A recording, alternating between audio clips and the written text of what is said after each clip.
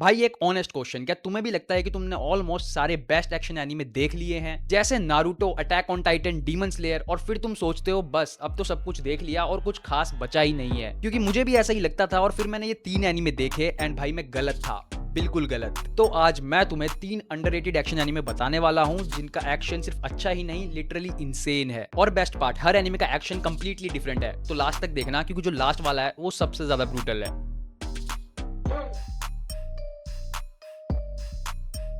तो स्टार्ट करते हैं अपने फर्स्ट नंबर के एनीमे से, जिसका नाम है अकुडामा ड्राइव। इस एनीमे का सिंपल रूल है, लॉजिक घर पे छोड़ के आना। स्टोरी एक ऐसे वर्ल्ड में सेट है जहाँ क्रिमिनल्स को अकुडामा बोला जाता है, और ये नॉर्मल चोर या क्रिमिनल्स नहीं है।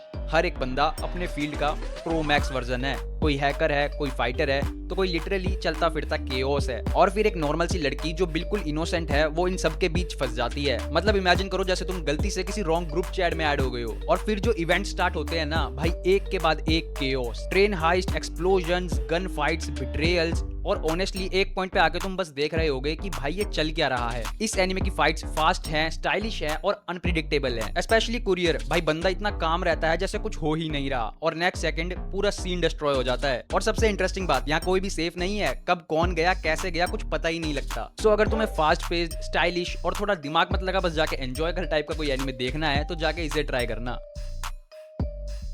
तो बात करते हैं हमारे सेकंड एनिमे की, जिसका नाम है डोरोरो। अब सेकंड एनिमे के अंदर टोन कंप्लीटली चेंज हो जाता है। यहाँ सिर्फ एक्शन नहीं है बल्कि फील भी है।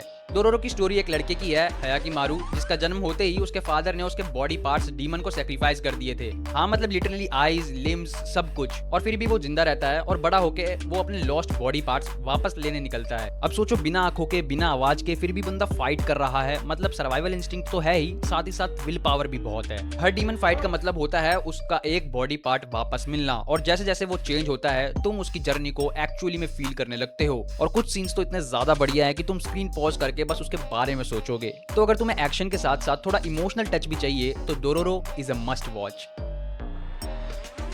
नाउ हमारा लास्ट एनीमे, जो कि पर्सनली मेरा फेवरेट है, जिसका नाम है केन्गन अशूरा।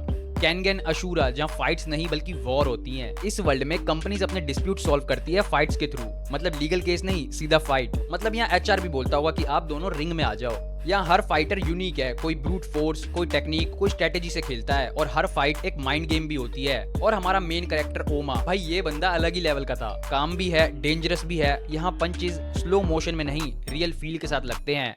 हर हिट इम्पैक्टफुल और हर फाइट इंटेंस। और सबसे कमाल की बात, हर फाइट के पीछे एक स्टोरी होती है जो उस फाइट को और भी ज्यादा इम्पैक्टफुल बनाती है। तो अगर तुम्हें हैंड टू हैंड और ब्रूटल कॉम्बैट देखना है ना, तो केन्गन अशूरा इज परफेक्ट। तो ये थे हमारे 3 अंडररेटेड एक्शन एनीमे जो और भी ज्यादा हाइप डिजर्व करते हैं। एंड तुम लोग कमेंट्स में बताओ कि तुम कौन सा एनीमे देखने वाले हो। तो अगर तुम्हें ऐसे ही और हिडन जेम्स देखने हैं तो प्लीज चैनल को सब्सक्राइब कर लेना, क्योंकि मैं ऐसे ही अंडररेटेड एनीमे शोज लाता रहता हूँ। Bye bye, thank you so much for watching.